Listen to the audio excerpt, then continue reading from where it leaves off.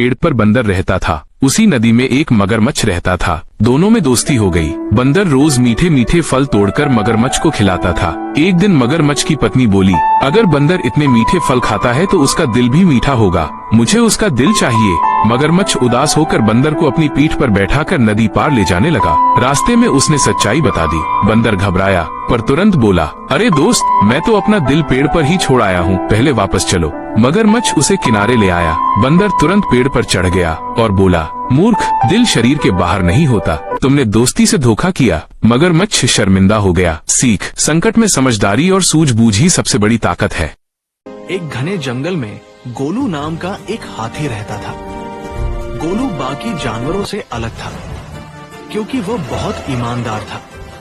एक दिन जंगल में अफवाह फैल गई कि राजा शेर का खजाना चोरी हो गया। सभी जानवर एक दूसरे पर शक करने लगे।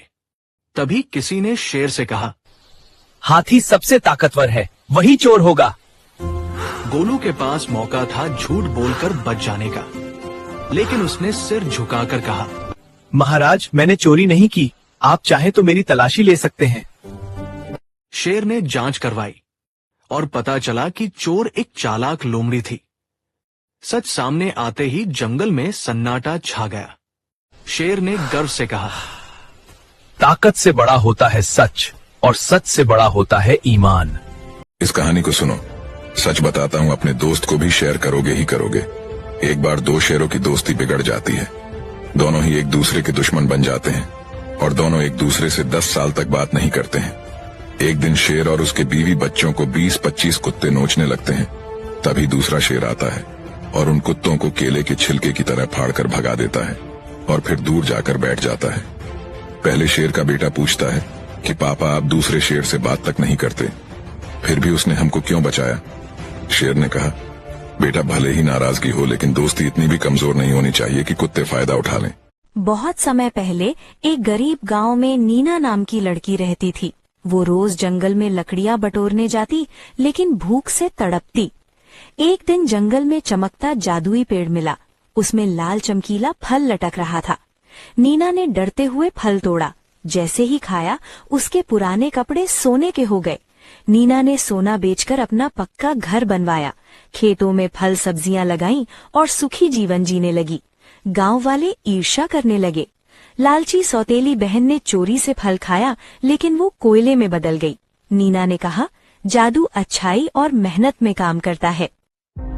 कभी कभी हम जिंदगी की छोटी छोटी परेशानियों में इतने उलझ जाते हैं कि अपने बड़े सपनों को देखना ही भूल जाते हैं। कुछ वैसा ही हुआ नन्ही उस छोटी चिड़िया के साथ। हर सुबह वो आसमान की ओर देखती और सोचती, एक दिन मैं भी ऊंचा उड़ूंगी। पर जब भी उड़ने का वक्त आता, वो अपने घोंसले की टूटी टहनी, बिखरे पंख या गिरे हुए तिनके ठीक करने में लग जाती। वो सोचती, पहले सब ठीक हो जाए, फिर उड़ूंगी। दिन बीतते गए, मौसम बदला और एक दिन उसने देखा बाकी सब चिड़ियां उड़ चुकी थीं। बस उसका घोंसला ही अब परफेक्ट था, पर खाली। उस पल नन्ही की आंखों में आंसू थे, क्योंकि उसे समझ आ गया, जिंदगी कभी पूरी नहीं होती, बस उसे अधूरी होते हुए भी जीना पड़ता है। कभी कभी सब कुछ ठीक होने का इंतजार करते करते हम सही समय और सही उड़ान दोनों खो देते हैं। जो भी है, जैसे भी हालात हैं, उड़ना भी शुरू कर दो।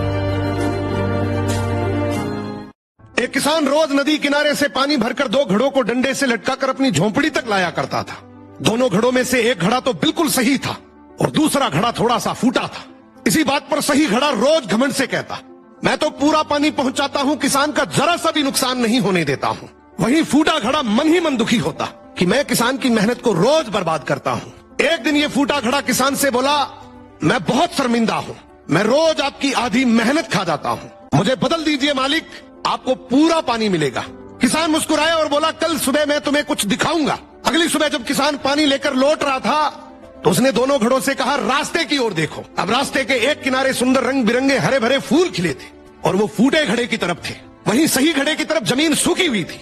किसान फूटे घड़े से बोला, मैं जानता था तुम्हारे भीतर कमी है, इसीलिए मैंने तुम्हारी साइड बीज बोए। आज तुम्हारी कमजोरी ने इन फूलों को जीवन दिया है, तो हर कमी अभिशाप नहीं होती। कभी कभी आपकी कमी ही आपकी सबसे बड़ी ताकत बन सकती है। जो बीत गया है वो अब दौर न आएगा, जो बीत गया है वो अब दौर न आएगा। इस इस दिल में सिवा तेरे कोई और ना आएगा, कोई और ना आएगा। जो बीत गया है वो अब दौर ना आएगा।